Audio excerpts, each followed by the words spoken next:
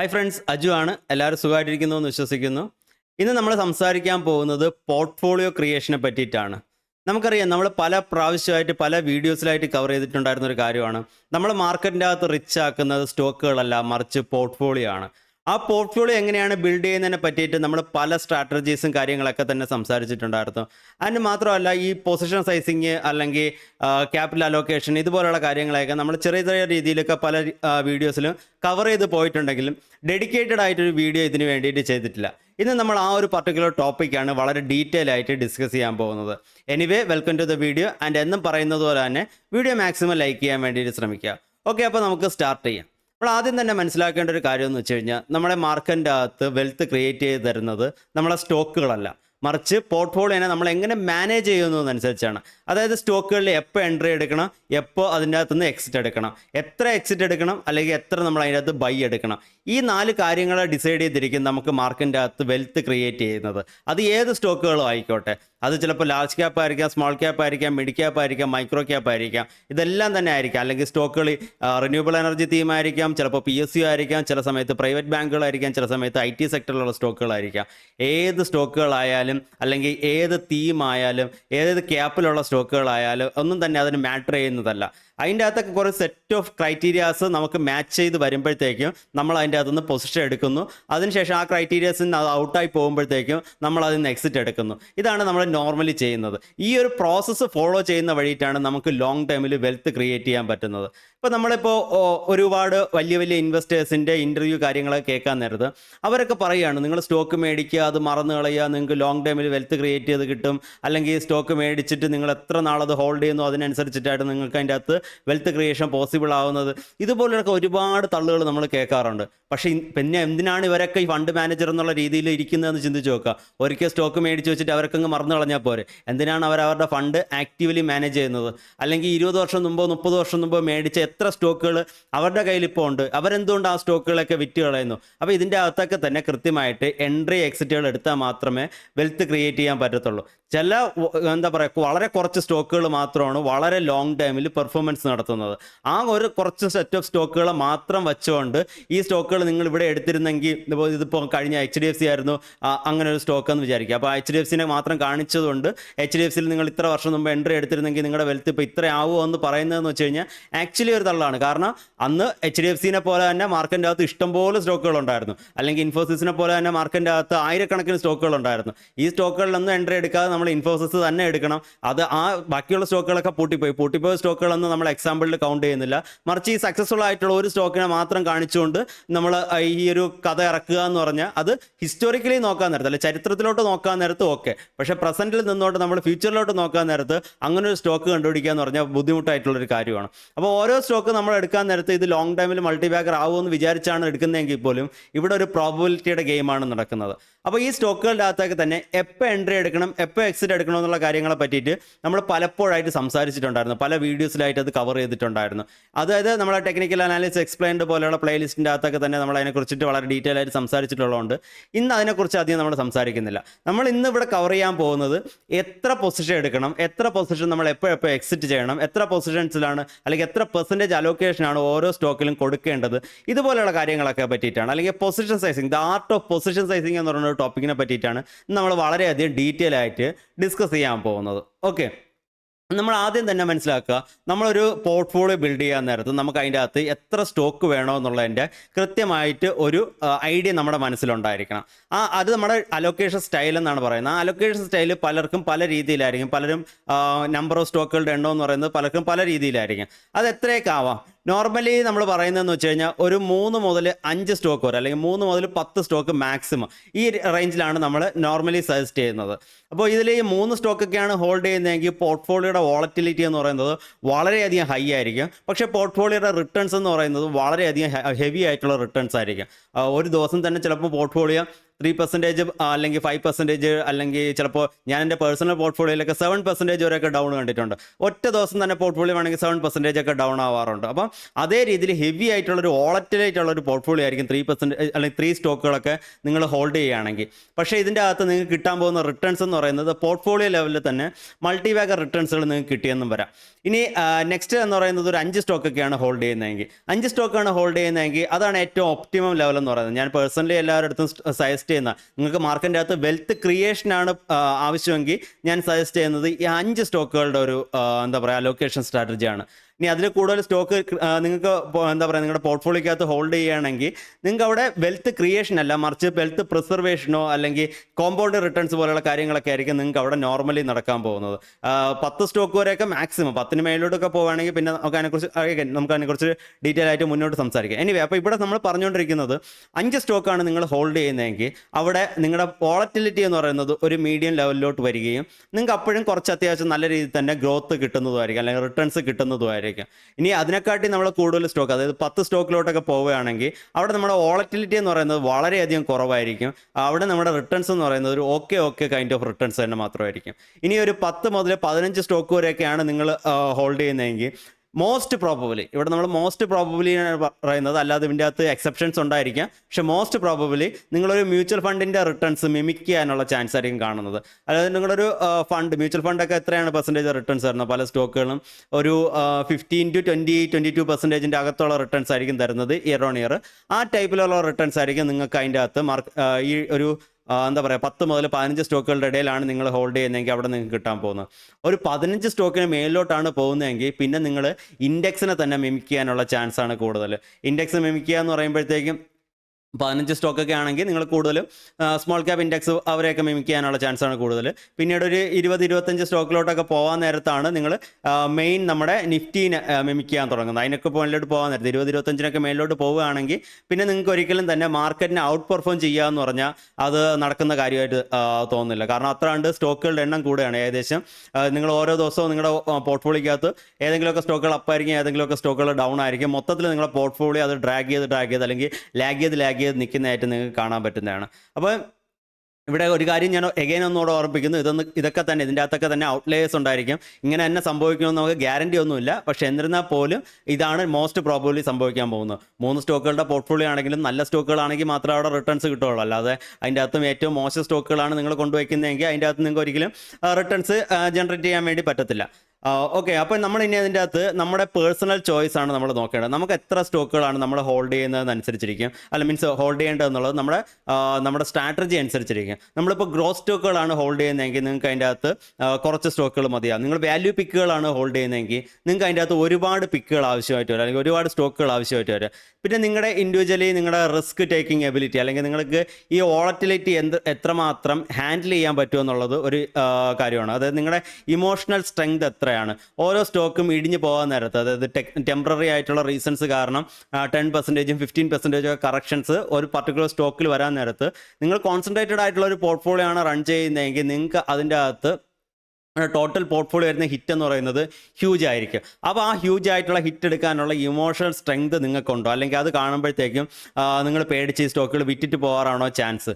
അപ്പോൾ അതിനെയൊക്കെ അനുസരിച്ചിരിക്കും നിങ്ങളുടെ ഈ ഒരു സ്റ്റോക്കിൻ്റെ അലോക്കേഷൻ ബിൽഡ് ചെയ്യേണ്ട രീതി എന്ന് പറയുന്നത്.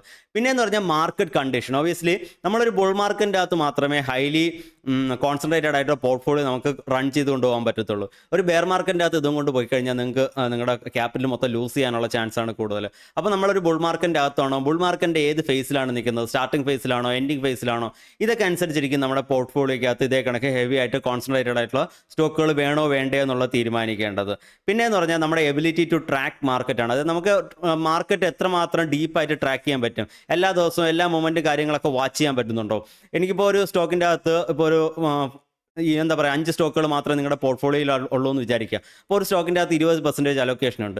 അപ്പോൾ ഈ 20% അലോക്കേഷനുള്ള ഒരു സ്റ്റോക്ക് ഒരു ദിവസം അതിൻ്റെ അകത്ത് എന്തെങ്കിലും നെഗറ്റീവായിട്ടുള്ള ന്യൂസ് വരെയാണ്, ആ സ്റ്റോക്കിൻ്റെ റണ്ണപ്പ് തീരുകയാണ്. നിങ്ങൾ അന്നത്തെ ദിവസം ആ സ്റ്റോക്കിൻ്റെ അകത്ത് നിന്ന് ഇറങ്ങാൻ വേണ്ടിയിട്ട് നിങ്ങൾക്ക് പറ്റണം. അല്ലാതെ അന്ന് എനിക്ക് മാർക്കറ്റ് ടൈമിലും സ്റ്റോക്ക് വാച്ച് ചെയ്യാൻ പറ്റിയില്ല, അതുകൊണ്ട് സ്റ്റോക്ക് 20% ഡൗൺ ആയിപ്പോയി, പിറ്റേ ദിവസം സർക്കിട്ടാണ്, അപ്പോൾ അതിൻ്റെ അകത്ത് നിന്ന് ഇറങ്ങാൻ പറ്റുന്നില്ല. ഇതേ രീതിയിൽ പെട്ടുപോകാതിരിക്കാനുള്ള ചാൻസ് എത്രയുണ്ടോ എന്ന് നിങ്ങൾ നോക്കുക. നിങ്ങൾക്ക് എപ്പോഴെപ്പോഴും മാർക്കറ്റ് നോക്കാൻ പറ്റുന്നുണ്ടോ ഇല്ലയോ എന്നൊക്കെയുള്ള കാര്യങ്ങൾ അനുസരിച്ചിരിക്കും ഈ ഒരു എന്താ പറയുക കോൺസെൻട്രേറ്റഡ് ആയിട്ട് പോർട്ട്ഫോളിയോയിൽ നിങ്ങൾ വരണോ വേണ്ടയോ എന്നുള്ളത്. അതിൻ്റെ ഇവിടെ നമ്മൾ ഓർക്കേണ്ട മറ്റൊരു കാര്യം എന്ന് പറയുന്നത്, ഇവിടെ ഞാൻ പറഞ്ഞേക്കുന്നതെന്ന് വെച്ച് കഴിഞ്ഞാൽ 3 സ്റ്റോക്കും 5 സ്റ്റോക്കുമാണ് നോർമലി വെൽത്ത് ക്രിയേറ്റേഴ്സ് ഏറ്റവും കൂടുതൽ എന്താ പറയുക പ്രിഫർ ചെയ്യുന്ന ഒരു ടൈപ്പ് പോർട്ട്ഫോളിയോ എന്ന് പറയുന്നത്. എന്തുകൊണ്ടാണ് 3ഉം 5ഉം? എന്തുകൊണ്ട് അത് 2ഓ 4ഓ ആയില്ല? എന്തുകൊണ്ടാണ് നമ്മളിവിടെ ഓഡ് നമ്പേഴ്സ് തന്നെ എടുത്തേക്കുന്നത്? കാരണം എന്തെന്ന് വെച്ച് കഴിഞ്ഞാൽ ഇതിൻ്റെ പിന്നിലുള്ള ഒരു തിയറി എന്ന് പറയുന്നത്, ഇപ്പോൾ 3 സ്റ്റോക്കാണ് ഹോൾഡ് ചെയ്യുന്നതെങ്കിൽ ഒരു സ്റ്റോക്ക് കൊണ്ടുവരുന്ന നഷ്ടത്തെ മറ്റൊരു സ്റ്റോക്ക് കവർ ചെയ്യും. മറ്റൊരു സ്റ്റോക്ക്, അത് 3 സ്റ്റോക്ക് ഉണ്ട്, എ എന്ന് പറയുന്ന സ്റ്റോക്ക്, ബി എന്ന് പറയുന്ന സ്റ്റോക്ക്, സി എന്ന് പറയുന്ന സ്റ്റോക്ക്. ഇതിൽ എ കൊണ്ടുവരുന്ന നഷ്ടത്തെ, എ താഴോട്ട് പോകാൻ നേരത്ത് ആ ലോസ് ബി കവർ ചെയ്യും. അതിൻ്റെ സി എന്ന് പറയുന്ന സ്റ്റോക്ക് കൊണ്ടുവരുന്ന പ്രോഫിറ്റിനെ എന്ത് ചെയ്യുന്നു, അത് നമ്മുടെ വെൽത്ത് ക്രിയേറ്റിന് വേണ്ടിയിട്ട് കാരണമാകുന്നു. ഈ രീതിയിലാണ് ഈ 3 എന്ന് പറയുന്ന ഒരു സൈക്കോളജി അല്ലെങ്കിൽ ഈ ഓഡ് നമ്പറിൻ്റെ ഒരു സൈക്കോളജി വർക്ക് ചെയ്യുന്നത്. ഇപ്പോൾ 5 നിങ്ങൾ ഫോളോ ചെയ്യുന്നതെങ്കിൽ അവിടെയും ഇത് തന്നെ 2 സ്റ്റോക്കിൻ്റെ അകത്ത് വരുന്ന നഷ്ടത്തെ മറ്റ് 2 സ്റ്റോക്കുകൾ കവർ ചെയ്യുന്നു. അതിൻ്റെ 5ാമത്തെ സ്റ്റോക്കുകൾ നിങ്ങളുടെ പോർട്ട്ഫോളിയോയിൽ റിട്ടേൺസ് ബിൽഡ് ചെയ്യാൻ വേണ്ടിയിട്ട് ശ്രമിക്കുകയും ചെയ്യുന്നു. അപ്പോൾ ഇത് എന്ന് പറയുന്നത് ഇൻവെസ്റ്റ്മെൻറ്റിന് വേണ്ടിയിട്ടുള്ള ഒരു എന്താ പറയുക നമ്പേഴ്സാണ്. അല്ലാതെ നിങ്ങളിപ്പോൾ ട്രേഡിങ് കാര്യങ്ങളൊക്കെയാണ് ചെയ്യുന്നതെങ്കിൽ അവിടെ ഏറ്റവും പ്രിഫറബിൾ ആയിട്ടുള്ള നമ്പർ എന്ന് പറയുന്നത് 4 സ്റ്റോക്കുകളാണ്. ഒരേ സമയത്ത് നമുക്ക് 4 സ്റ്റോക്കുകളാണ് അവിടെ ഹോൾഡ് ചെയ്യുന്നത്. അതെന്തുകൊണ്ടെന്ന് വെച്ച് കഴിഞ്ഞാൽ അവിടെ നമ്മൾ സ്റ്റോക്കിൻ്റെ അകത്ത് നമ്മുടെ റിസ്ക് മാനേജ് ചെയ്യാൻ വേണ്ടിയിട്ട് വളരെ സ്ട്രിക്റ്റ് ആയിട്ടുള്ള സ്റ്റോപ്പ് ലോസുകൾ ഇവിടെ മെയിൻറ്റെയിൻ ചെയ്യുന്നുണ്ട്. അപ്പോൾ ആ സ്റ്റോപ്പ് ലോസ് ഇവിടെ വരുന്നതുകൊണ്ട് ഇത്ര കണ്ട് വലിയ നമ്പേഴ്സിലോട്ട് നമ്മൾ പോകേണ്ട കാര്യമില്ല, 5ലോട്ടൊന്നും നമ്മൾ പോകേണ്ട കാര്യമില്ല. മാത്രമല്ല മറ്റ് സ്റ്റോക്കുകളുടെ റിട്ടേൺസ് വന്നിട്ടായിരിക്കും ഇതിൻ്റെ ലോസ് കവർ ചെയ്യുന്ന എന്നുള്ള ആ തിയറി ഒന്നും അവിടെ നമ്മൾ നോക്കേണ്ട കാര്യമില്ല. അവിടെ നമ്മൾ ഓരോ സ്റ്റോക്കിൻ്റെ അകത്ത് വരുന്ന ലോസ് എന്ന് പറയുന്നത് വളരെ ചെറിയ പെർസെൻറ്റേജ് ആണ്. ആൻഡ് ഇതെന്ന് പറഞ്ഞാൽ കുറച്ച് തിയററ്റിക് ആയിട്ടുള്ള കാര്യമാണ്, അല്ലാതെ പ്രാക്ടിക്കലി ഇതിന് എത്ര കണ്ട് ആപ്ലിക്കബിൾ ആണെന്ന് എനിക്കറിയത്തില്ല. ഞാൻ എൻ്റെ പോർട്ട്ഫോളിയോക്കകത്ത് പലപ്പോഴും 2 സ്റ്റോക്കുകളും 1 സ്റ്റോക്കും ഒക്കെ വെച്ച് ഹോൾഡ് ചെയ്തിട്ടുണ്ടായിരുന്ന സമയം ഉണ്ടായിരുന്നു. ഇനി നമുക്ക് കുറച്ച് നമ്പേഴ്സിലോട്ടും കാൽക്കുലേഷൻസിലോട്ടും പോകാവുന്നതാണ്. ആക്ച്വലി ഈ കാര്യങ്ങളൊക്കെ നിങ്ങൾക്ക് ഞാൻ പറഞ്ഞു തരുന്നതിനെക്കാട്ടി നല്ലത് ഇതൊക്കെ വരച്ച് കാണിക്കുകയാണെങ്കിൽ, അല്ലെങ്കിൽ ഇതിൻ്റെയൊക്കെ ഒരു ചാർട്ട് വെച്ചിട്ടൊക്കെ അനലൈസ് ചെയ്ത് കാണിക്കുകയാണെങ്കിൽ നിങ്ങൾക്ക് മനസ്സിലാക്കാൻ വേണ്ടിയിട്ട് കുറച്ചുകൂടെ ഈസി ആയിരിക്കും. പക്ഷേ അറിയാമല്ലോ, നമ്മുടെ എല്ലാ ദിവസവും വീഡിയോ ഇടുന്നത് കൊണ്ട് തന്നെ എല്ലാ ദിവസവും പ്രസൻറ്റേഷനൊക്കെ കൊണ്ടുവരിക എന്ന് പറഞ്ഞാൽ കുറച്ച് ബുദ്ധിമുട്ടായിട്ടുള്ള ഒരു കാര്യമാണ്. അപ്പോൾ അതുകൊണ്ടാണ് ഞാൻ പ്രസൻറ്റേഷനൊന്നും എല്ലാ ദിവസവും ഉൾപ്പെടുത്താത്തത്. എനിവേ നിങ്ങൾ മാക്സിമം ഫോളോ ചെയ്യാൻ വേണ്ടിയിട്ട് ശ്രമിക്കുക. അപ്പോൾ നമുക്ക് ആദ്യത്തെ ഒരു സിനാരിയോ, നമ്മളിപ്പോൾ 5 സ്റ്റോക്കോ അല്ലെങ്കിൽ 3 സ്റ്റോക്കോ ഒക്കെയാണ് ഹോൾഡ് ചെയ്യുന്നതെങ്കിൽ നമ്മുടെ നോർമൽ അലോക്കേഷൻ എന്ന് പറയുന്നത് ഒരു സ്റ്റോക്കിൽ 20% അല്ലെങ്കിൽ 33% ഒക്കെ ആയിരിക്കും നമ്മുടെ ഒരു സ്റ്റോക്കിൻ്റെ അകത്തുള്ള നോർമൽ അലോക്കേഷൻ എന്ന് പറയുന്നത്. പിന്നീട് ആ സ്റ്റോക്ക് പെർഫോം ചെയ്ത് മേളിലോട്ട് താഴോട്ടൊക്കെ പോകുന്നതിനനുസരിച്ചിട്ട് അലോക്കേഷനിൽ വ്യത്യാസം വന്നുകൊണ്ടിരിക്കും. പക്ഷേ എന്നിരുന്നാൽ പോലും നോർമൽ അലോക്കേഷൻ എന്ന് പറയുന്നത് ഈ രീതിയിലായിരിക്കും. അപ്പോൾ അതുകൊണ്ട് തന്നെ നമുക്ക് ഇങ്ങനൊരു പോർട്ട്ഫോളിയോ ബിൽഡ് ചെയ്യാൻ നേരത്ത് ഒരിക്കലും ഒരേ പ്രൊമോട്ടർ ഗ്രൂപ്പിലുള്ള പല കമ്പനീസും നമുക്ക് ഹോൾഡ് ചെയ്യാൻ പറ്റത്തില്ല. കാരണം ആ പ്രൊമോട്ടർ ഗ്രൂപ്പിനകത്ത് എന്തെങ്കിലും ഒരു ഇഷ്യൂ വരികയാണെങ്കിൽ അത് നമ്മുടെ പോർട്ട്ഫോളിയോനെ വലിയ രീതിയിൽ തന്നെ അഫക്റ്റ് ചെയ്യും. ഒരു എക്സാമ്പിൾ പറയുകയാണെങ്കിൽ നമുക്കിപ്പോൾ HDFC ബാങ്കും ഹോൾഡ് ചെയ്യാൻ പറ്റത്തില്ല. മീൻസ് HDFC ബാങ്കിനോടൊപ്പം തന്നെ HDFC AMC ഹോൾഡ് ചെയ്യാൻ പറ്റത്തില്ല, അല്ലെങ്കിൽ HDFC ലൈഫ് ഇൻഷുറൻസ് നമുക്ക് ഹോൾഡ് ചെയ്യാൻ പറ്റത്തില്ല. അതായത് ഒരേ പ്രൊമോട്ടർ ഗ്രൂപ്പിൻ്റെ പല കമ്പനീസ് നമുക്ക് ഒരുമിച്ച് ഹോൾഡ് ചെയ്യാൻ പറ്റത്തില്ല. ഏതെങ്കിലും ഒരു കമ്പനി മാത്രമേ ഒരു പ്രൊമോട്ടർ ഗ്രൂപ്പിൽ നിന്ന് നമുക്ക് ഹോൾഡ് ചെയ്യാൻ പാടുള്ളൂ. പിന്നെ സെക്കൻഡ് എന്ന് പറയുന്നത്, നമുക്ക് ഒരേ സെക്ടറിലുള്ള പല കമ്പനീസ് നമുക്ക് ഹോൾഡ് ചെയ്യാൻ പാടില്ല. അതായത് ഇപ്പോൾ ഒരു ബാങ്കിങ് സെക്ടറിൻ്റെ എടുക്കാൻ നേരത്ത് അതിൻ്റെ അകത്ത് നമ്മൾ പ്രൈവറ്റ് ബാങ്കിൽ നിന്ന് HDFC എടുക്കുന്നു, കോട്ടക്കോ എടുക്കുന്നു, ICICI എടുക്കുന്നു. ഈ രീതിയിൽ ഒരേ സെക്ടറിൻ്റെ അകത്തുള്ള മൾട്ടിപ്പിൾ കമ്പനീസ് നമുക്ക് ഹോൾഡ് ചെയ്യുന്നത് നല്ലതല്ല. കാരണം ആ സെക്ടറിൻ്റെ അകത്ത് എന്തെങ്കിലും ഒരു റിസ്ക് വരികയാണെങ്കിൽ അത് നമ്മളെ വളരെയധികം അഫക്റ്റ് ചെയ്യുന്നതായിരിക്കും. ഈ 2 കാര്യങ്ങൾ ഞാൻ ഇടയ്ക്കിടയ്ക്ക് പറയുന്ന കാര്യങ്ങളാണ്. ഇനി പറയാത്ത കുറച്ച് കാര്യങ്ങളിലോട്ട് പോകാം. അതെന്ന് പറയുന്നത്, മൈക്രോ ക്യാപ് സ്റ്റോക്കുകളും അതേ കണക്കിന് SME സ്റ്റോക്കുകളിൽ നമുക്ക് എൻട്രി എടുക്കാൻ പറ്റത്തില്ല. കാരണം SME സ്റ്റോക്കുകളായാലും മൈക്രോ ക്യാപ് സ്റ്റോക്കുകളായാലും ഇവിടെ എന്ന് പറഞ്ഞാൽ ആ സ്റ്റോക്കുകൾ വയലൻ്റ് ആയിട്ട് മൂവ് ചെയ്യാനുള്ള ചാൻസ് എന്ന് പറഞ്ഞാൽ കൂടുതലാണ്. അത് താഴോട്ട് ഡൗൺ സർക്യൂട്ട് അടിച്ച് പോകാൻ, അതിപ്പോൾ ഒരു 100 കോടിയുടെ താഴെയുള്ള മാർക്കറ്റ് ക്യാപിറ്റലൈസേഷനുള്ള കമ്പനി അങ്ങനെയുള്ള കമ്പനീസൊക്കെ ആണെങ്കിൽ അത് താഴോട്ട് മേലിലോട്ടൊക്കെ സർക്യൂട്ട് മൂവ്മെൻറ്റ് നടത്താനുള്ള ചാൻസ് എന്ന് പറയുന്നത് വളരെ കൂടുതലാണ്. അപ്പോൾ നമ്മുടെ പോർട്ട്ഫോളിയോയുടെ വോളറ്റിലിറ്റി എന്ന് വളരെയധികം ഹെവി ആയിരിക്കും. അപ്പോൾ അങ്ങനെയുള്ള സ്റ്റോക്കുകൾ നമുക്ക് ഇതിൻ്റെ അകത്ത് ഹോൾഡ് ചെയ്യാൻ പറ്റത്തില്ല. SME സെക്ടറിലുള്ള സ്റ്റോക്കുകൾ അറിയാമല്ലോ, അത് എന്ന് സർക്യൂട്ട് അടിച്ച് തന്നെ ആയിരിക്കും മൂവ് ചെയ്യുന്നത്. അങ്ങനെയുള്ള സ്റ്റോക്കുകളും നമുക്ക് ഹോൾഡ് ചെയ്യാൻ വേണ്ടി പറ്റത്തില്ല.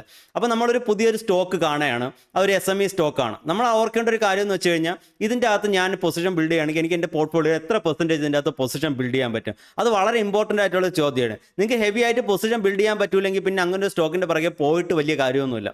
അല്ലെങ്കിൽ അത് നിങ്ങൾ എടുത്തതിന് ശേഷം നിങ്ങൾക്ക് അതിൻ്റെ അകത്ത് നിങ്ങളുടെ പോർട്ട്ഫോളിയോയുടെ ഒരു 2%, 3% മാത്രമേ ബിൽഡ് ചെയ്യാൻ പറ്റുള്ളൂ. ആ സ്റ്റോക്ക് അവിടെ നിന്ന് 10x റിട്ടേൺസ് കിട്ടിയാൽ പോലും നിങ്ങൾക്കത് സോഷ്യൽ മീഡിയയിലൊക്കെ ഇങ്ങനെ ഒരു പോസ്റ്റ് ഇടാൻ വേണ്ടിയിട്ടാണ്, എനിക്ക് ഇന്ന സ്റ്റോക്കിൻ്റെ അകത്ത് 10x കിട്ടി, ഇതാണ് എൻ്റെ പ്രോഫിറ്റ് എന്നൊക്കെ പറഞ്ഞുകൊണ്ട് പോസ്റ്റ് ഇടാൻ വേണ്ടിയിട്ടാണെങ്കിൽ ഓക്കെ. നിങ്ങളുടെ പോർട്ട്ഫോളിയോയ്ക്ക് അത് എന്തെങ്കിലും വലിയ ചേഞ്ച് കൊണ്ടുവന്നിട്ടുണ്ടോ എന്ന് ചോദിച്ചു കഴിഞ്ഞാൽ ഇല്ല എന്ന് നമ്മൾ പറയേണ്ടിയിട്ട്. അപ്പോൾ അതുകൊണ്ടാണ് നമ്മൾ ഒരുപാട് ചെറിയ കമ്പനീസ് അല്ലെങ്കിൽ ഇതേ കണക്ക് SME കാറ്റഗറിയിലുള്ള സ്റ്റോക്കുകളൊക്കെ അധികം ഡിസ്കസ് ചെയ്യാത്തത്. അതിൻ്റെ അകത്ത് തന്നെ നമുക്ക് മീനിങ് ഫുൾ ആയിട്ടുള്ള പൊസിഷൻസ് ബിൽഡ് ചെയ്യാൻ വേണ്ടി പറ്റത്തില്ല.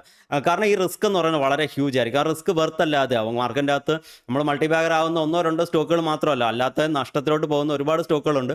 ആ സ്റ്റോക്കുകളുടെ വെച്ച് നോക്കുമ്പോഴത്തേക്കും ഇത് അതിൻ്റെ അകത്ത് ഒരു എമർജിങ് പ്ലെയർ ആയിട്ട് വരാനുള്ള പ്രോബബിലിറ്റി എന്ന് പറഞ്ഞാൽ എത്രയാണെന്നനുസരിച്ചിരിക്കും നമ്മൾ അങ്ങനെ ഒരു സ്റ്റോക്കിലോട്ട് പോകണോ വേണ്ടയോ എന്ന് തീരുമാനിക്കേണ്ടത്.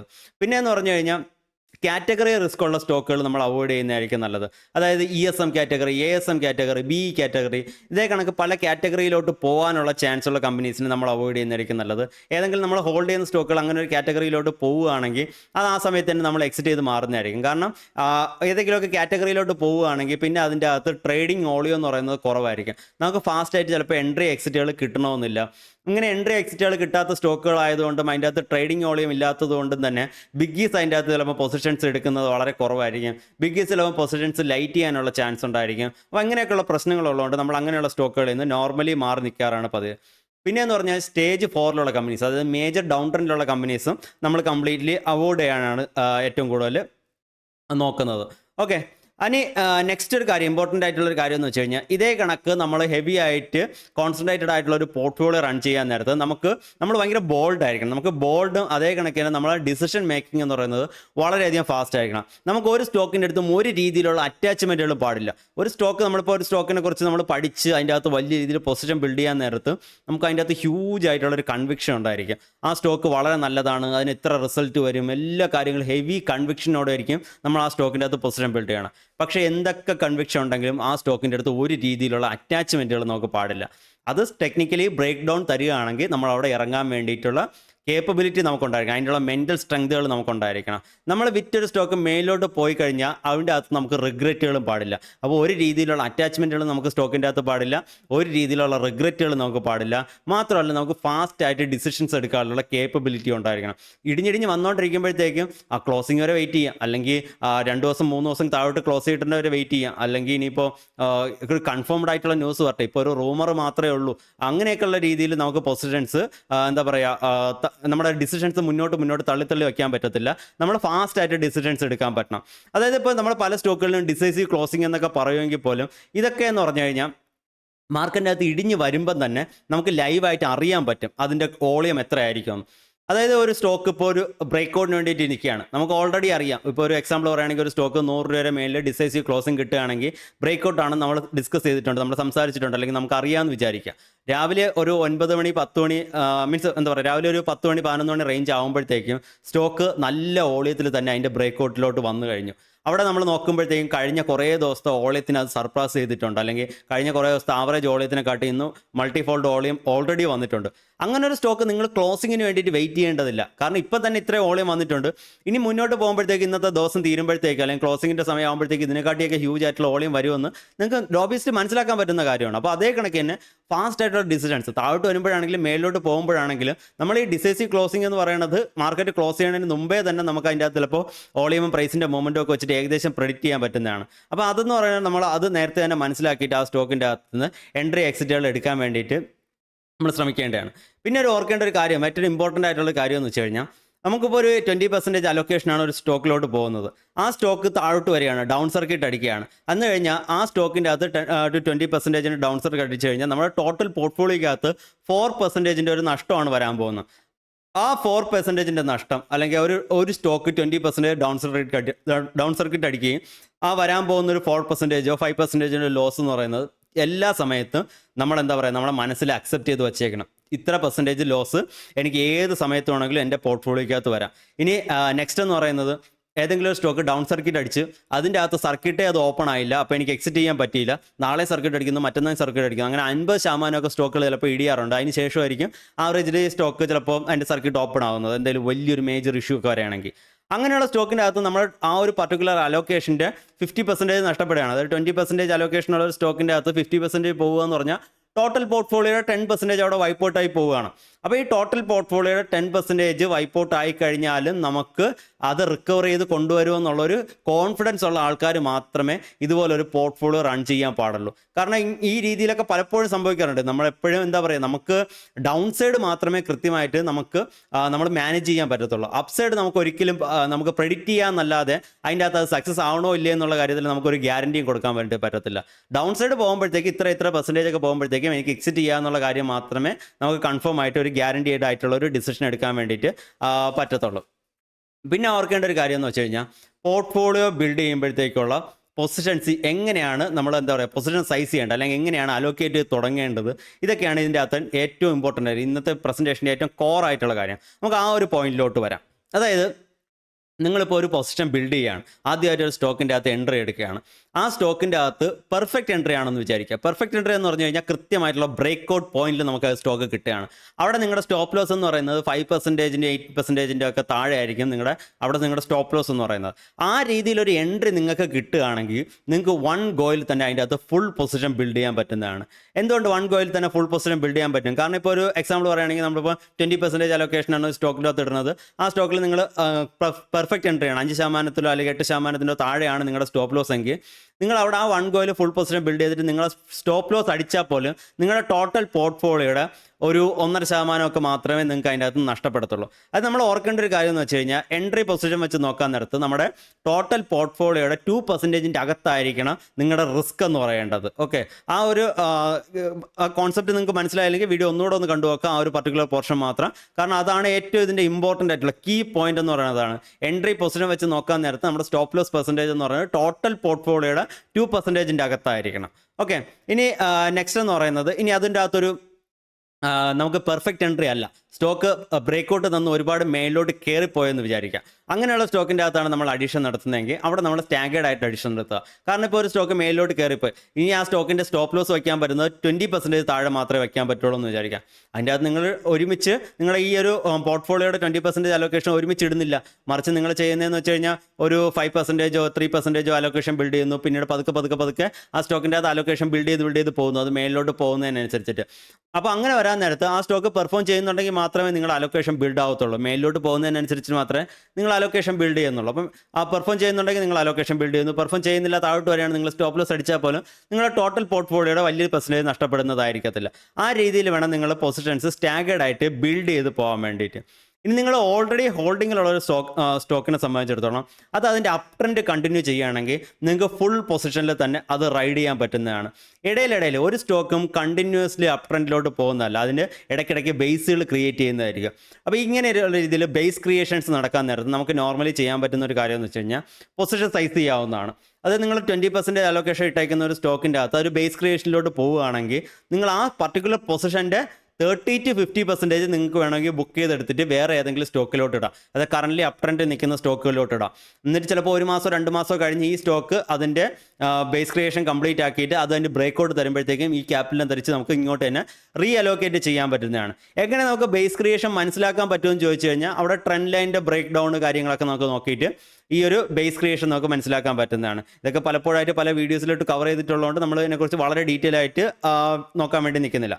എനിവേ, അപ്പോൾ ആ രീതിയിൽ നമുക്ക് പൊസിഷൻ സൈസ് ചെയ്യുന്ന വഴിയിട്ട് ക്യാപിറ്റൽ അങ്ങോട്ടും ഇങ്ങോട്ടും ഒക്കെ റീ അലോക്കേറ്റ് ചെയ്യുന്ന വഴിയിട്ടൊക്കെ തന്നെ നമ്മുടെ പോർട്ട്ഫോളിയോയുടെ റിട്ടേൺസ് നമുക്ക് ഓപ്റ്റിമൈസ് ചെയ്യാൻ പറ്റുന്നതായിരിക്കും. ഇനി ഇങ്ങനെ പൊസിഷൻ സൈസ് ചെയ്ത് വെച്ചേക്കുന്ന ഒരു സാധനം, അതായത് ഒരു ബേസ് ക്രിയേഷനിൽ നിൽക്കുന്ന ഒരു സാധനം ബ്രേക്ക് ഡൗൺ ആയി ആ ബേസ് ഫെയിൽ ആവുകയാണെന്ന് വിചാരിക്കാം, നമുക്ക് അതിൻ്റെ അകത്ത് നിന്ന് അപ്പോൾ എക്സിറ്റ് എടുക്കാൻ പറ്റുന്നതാണ്. അങ്ങനെ എക്സിറ്റ് എടുക്കുമ്പോഴത്തേക്കും നമുക്ക് എന്ത് ചെയ്യാൻ പറ്റും, നമുക്ക് നമ്മുടെ ഈ പൊസിഷൻ സൈസ് ചെയ്തിട്ട് പിന്നീട് എക്സിറ്റ് എടുക്കുന്നതുകൊണ്ട് നമുക്ക് അവിടെ പ്രോഫിറ്റ് മാക്സിമൈസ് ചെയ്യാൻ പറ്റും.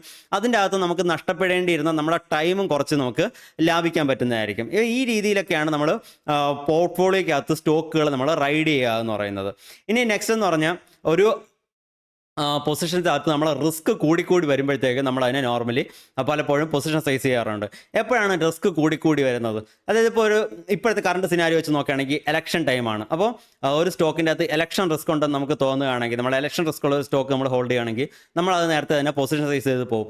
കാരണം എന്തെന്ന് വെച്ച് കഴിഞ്ഞാൽ നമ്മുടെ പോർട്ട്ഫോളിയോക്കകത്ത് നമ്മുടെ ഇലക്ഷന് പ്രതീക്ഷിക്കാത്ത ഒരു റിസൾട്ട് വരുന്ന വഴിയിട്ട് നമ്മുടെ പോർട്ട്ഫോളിയോക്കകത്ത് വലിയ രീതിയിലുള്ള ഹിറ്റ് വരാൻ പാടില്ല. അപ്പോൾ അങ്ങനെ നമ്മൾ ആ സ്റ്റോക്കുകളെ പൊസിഷൻ സൈസ് ചെയ്ത് കൊണ്ടുപോകുന്നതായിരിക്കും. അതും ഇതേ കണക്കിന് 30 to 50% വരെയൊക്കെ നമുക്ക് പൊസിഷൻ സൈസ് ചെയ്ത് കൊണ്ടുപോകാൻ പറ്റുന്നതായിരിക്കും.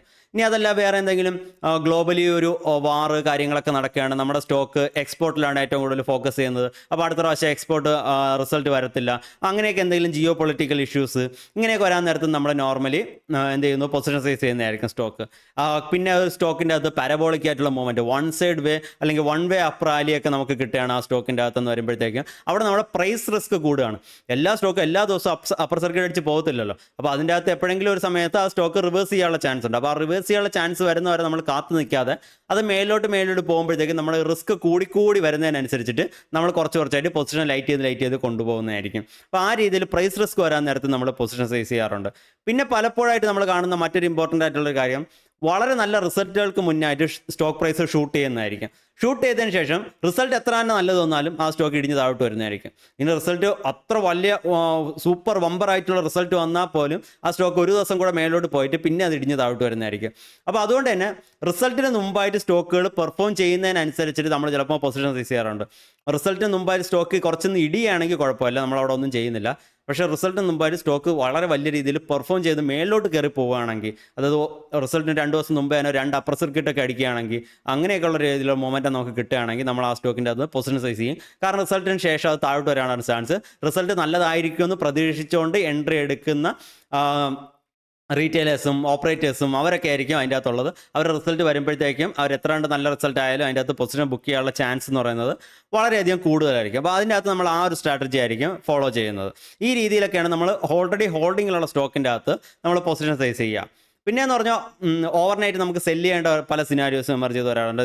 സ്റ്റോക്ക് നല്ല സ്റ്റോക്കായിരിക്കും, ഇന്ന് എന്തെങ്കിലും പെട്ടെന്നൊരു കാര്യം സംഭവിക്കുന്നു, അത് കാരണം നമ്മൾ വളരെ ഫാസ്റ്റായിട്ട് അതിൻ്റെ അകത്ത് നമ്മൾ എക്സിറ്റ് എടുക്കുന്നു. എങ്ങനെയാണ് എക്സിറ്റ് എടുക്കുന്നത്? ചിലപ്പോൾ അതൊരു ഏണിങ്സ് ഡിസപ്പോയിൻമെൻറ്റ് ഉണ്ടായിരിക്കാം. നമ്മൾ വിചാരിച്ച രീതിയിൽ റിസൾട്ട് വന്നില്ല, സ്റ്റോക്ക് ഇടിഞ്ഞു തുടങ്ങിയിട്ടുണ്ട്, നമ്മൾ അപ്പോഴേ തന്നെ വിൽക്കുന്നു. അവിടെയൊക്കെ എന്ന് വെച്ച് കഴിഞ്ഞാൽ സ്റ്റോക്ക് ഒരു എന്താ പറയുക, ഡയറക്റ്റ് യു ടേൺ എടുക്കുകയാണ്. മേലോട്ട് പൊയ്ക്കൊണ്ടിരുന്ന സ്റ്റോക്ക് ഒറ്റയടിക്ക് താഴോട്ട് വരികയാണ്.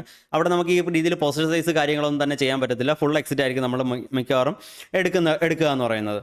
പിന്നെയെന്ന് പറഞ്ഞാൽ ആ സ്റ്റോക്കിൻ്റെ മേജർ ഗ്രോത്ത് ടാർഗറ്റുകളിൽ, ഒരു കമ്പനി ഓൾറെഡി പറഞ്ഞിട്ടുണ്ടായിരുന്ന ഗ്രോത്ത് ടാർഗറ്റുകളിൽ, ബിസിനസ് ടാർഗറ്റുകളിൽ എന്തെങ്കിലുമൊക്കെ മേജറായിട്ടുള്ള ചേഞ്ച് വരുന്നു, പ്രൊമോട്ടറിൽ എന്തെങ്കിലും ചേഞ്ച് വരുന്നു, ഇനി അതല്ലെങ്കിൽ അവരുടെ ഒരു ബിസിനസ്സിൻ്റെ ഒരു ഔട്ട്ലുക്കിൽ കാര്യങ്ങളിലൊക്കെ ഒരു ചേഞ്ച് വരുന്നു.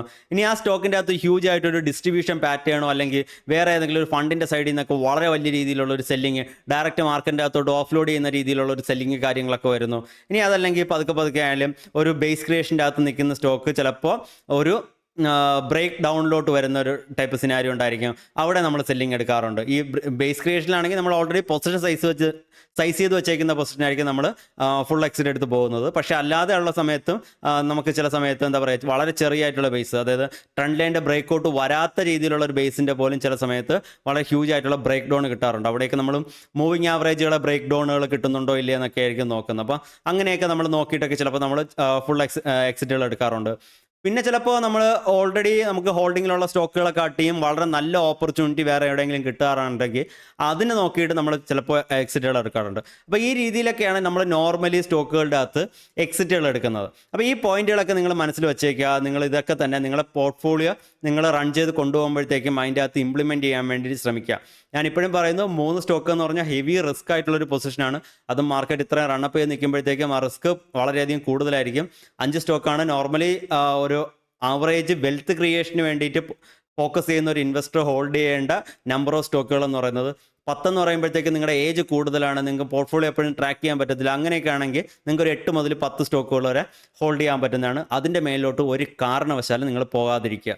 അങ്ങനെ പോവുകയാണെങ്കിൽ നിങ്ങൾക്ക് അതിൻ്റെ അകത്ത് നിങ്ങളുടെ പോർട്ട്ഫോളിയോക്കകത്ത് വലിയ രീതിയിൽ വെൽത്ത് ക്രിയേറ്റ് ചെയ്യാൻ പറ്റത്തില്ല. ഇനി അങ്ങനെ നിങ്ങൾ പോവുകയാണെങ്കിൽ നിങ്ങൾ ബെറ്റർ എന്ത് ചെയ്യുന്നു, പിന്നെ അതിനെക്കാട്ടി നല്ലത് നിങ്ങൾ ചെയ്യാണ്ട് എന്ന് പറഞ്ഞു കഴിഞ്ഞാൽ ഏതെങ്കിലും മ്യൂച്വൽ ഫണ്ടിൽ ഇൻവെസ്റ്റ് ചെയ്യുന്നതായിരിക്കും ഏറ്റവും ബെറ്റർ എന്നാണ് എൻ്റെ പേഴ്സണൽ സജഷൻ. ഇതൊക്കെ തന്നെ ഡിപ്പെൻഡ് ചെയ്തിരിക്കും നിങ്ങൾ ബുൾ മാർക്കറ്റിൻ്റെ എവിടം വെച്ചാണ് ഇത് കമ്പയർ ചെയ്യുന്നതെന്നനുസരിച്ചിരിക്കും. നിങ്ങൾ 15 സ്റ്റോക്ക് എടുത്തിട്ട് കഴിഞ്ഞ ഒരു വർഷം മുമ്പാണ് നിങ്ങൾ പൊസിഷൻ ബിൽഡ് ചെയ്യുന്നത്, ഇപ്പം വെച്ച് നോക്കാൻ നേരത്ത് നിങ്ങൾക്ക് ചിലപ്പോൾ നല്ല രീതിയിൽ റിട്ടേൺസ് ഫീൽ ചെയ്യുന്നുണ്ടായിരിക്കും. കാരണം നിങ്ങൾ ബുൾ മാർക്കറ്റിൻ്റെ കറക്റ്റ് ബോട്ടത്തിൽ എൻ്റർ ചെയ്തു ബുൾ മാർക്കറ്റിൻ്റെ ടോപ്പിലോട്ട് നിൽക്കാൻ നേരത്തായിരിക്കും നിങ്ങൾ ഇപ്പോൾ അനലൈസ് ചെയ്യുന്നത്. പക്ഷേ ഒരു വർഷം കഴിഞ്ഞ് നോക്കാൻ നേരത്ത് ഇതായിരിക്കത്തില്ല സിനാരിയോ. അപ്പോൾ അത് നിങ്ങൾ എവിടെ വെച്ച് കമ്പയർ ചെയ്യുന്നു എന്നൊക്കെ അനുസരിച്ച് ഡിഫർ ചെയ്യുന്ന ഒരു കാര്യമാണ്. പക്ഷേ എന്നിരുന്നാൽ പോലും ഞാൻ പേഴ്സണലി സജസ്റ്റ് ചെയ്യുന്നത് ഈ രീതിയിൽ നിങ്ങൾ ഫോളോ ചെയ്യാൻ വേണ്ടിയിട്ടായിരിക്കും. ഓക്കെ, ഇത്രയൊക്കെ കാര്യങ്ങളാണ് നമ്മൾ ഇന്ന് സംസാരിക്കാൻ വേണ്ടിയിട്ട് ഉദ്ദേശിച്ചത്.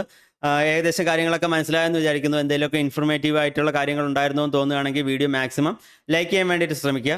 അതേ കണക്ക് തന്നെ നിങ്ങൾക്ക് മിച്ചമുള്ള സ്റ്റോക്ക് റിലേറ്റഡ് ആയിട്ടും മാർക്കറ്റ് റിലേറ്റഡ് ആയിട്ടുള്ള ക്വയറീസ് എല്ലാം തന്നെ നിങ്ങൾ കമൻറ്റ് ബോക്സിൽ ഇട്ടാൽ മതി. ഞാൻ നാളെ രാവിലത്തേക്ക് മുമ്പായിട്ട് തന്നെ എല്ലാത്തിനുള്ള മറുപടി തരാൻ വേണ്ടിയിട്ട് ശ്രമിക്കുന്നതായിരിക്കും. എനിവേ നമുക്കിന്ന് വൈൻഡപ്പ് ചെയ്യാം. Happy investing, happy trading. Thanks for participating. Thank you.